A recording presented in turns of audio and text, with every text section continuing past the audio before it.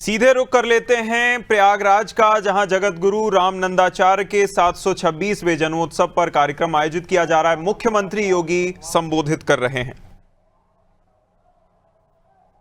726वें पावन प्रकटोत्सव में आज के इस प्रयागराज के सम्मेलन में मंच पर विराजमान पूज्य जगतगुरु रामानंदाचार्य स्वामी राम दिनासाचार्य जी महाराज, पूज्य जगतगुरु रामानुजाचार्य स्वामी राघवाचार्य जी महाराज,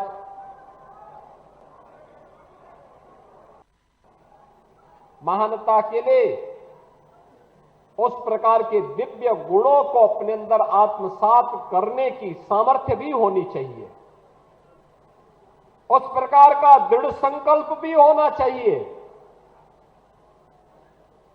उस प्रकार की दिव्य दृष्टि भी होनी चाहिए। एक सामान्य मनुष्य की दृष्टि सीमित होती है, अपने लिए सोचता है, परिवार के लिए सोचता है, उसकी दुनिया परिवार तक सीमित रहती है। लेकिन एक महामानव का ईश्वरीय गुणों से भरपूर किसी महामानव का जो दृष्टि होती है वह दिव्य होती है, कल्याण की होती है, धर्म के प्रति लोगों के मन में जागरूकता की होती है।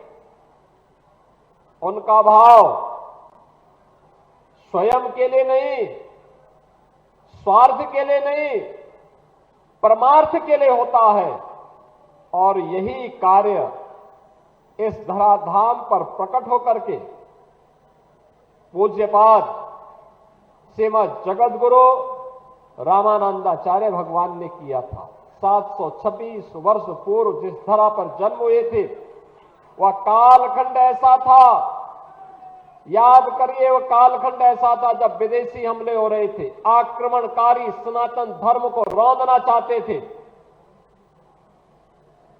उनके लिए विदेशी आक्रांताओं ने साजिश रची थी समाज को तोड़ने के लिए, जाति के नाम पर बांटने के लिए, तमाम वादों के आधार पर सामाजिक ताने बाने को छिन्न भिन्न करने की साजिशें हो रही थी।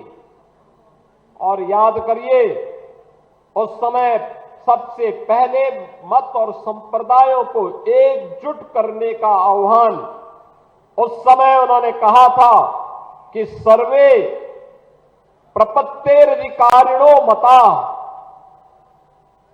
यानी सभी जन ईश्वर के चरणों में शरणागति के सदैव अधिकारी हैं। यह किसी ने उद्घोष किया था तो भगवान रामानंदाचार्य जी ने किया था। उन्होंने कहा ये मत और संप्रदाय के आधार पर मत बंटो। उन्होंने कहा ईश्वर की शरणागति लेने का अधिकार तो हर मनुष्य को है। और याद करिए, भगवान रामानंदाचार्य जी हैं जिन्होंने एक नहीं 12 शिष्य बनाए, अलग अलग जाति के बनाए। श्री अनंताचार्य जी महाराज, श्री कबीरदास जी महाराज, सदगुरु रविदास जी महाराज, सदगुरु पीपाजी महाराज, सुरसुरानंद जी महाराज,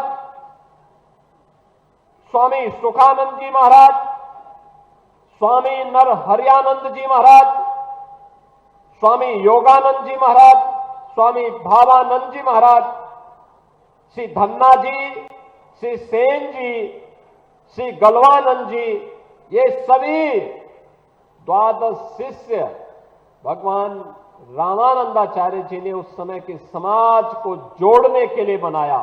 और मैं सचमुच आज भी देखता हूं हमारे रामानंद परंपरा से निकली हुई अलग अलग धाराएं समाज को जोड़ने का अद्भुत कार्य करती है।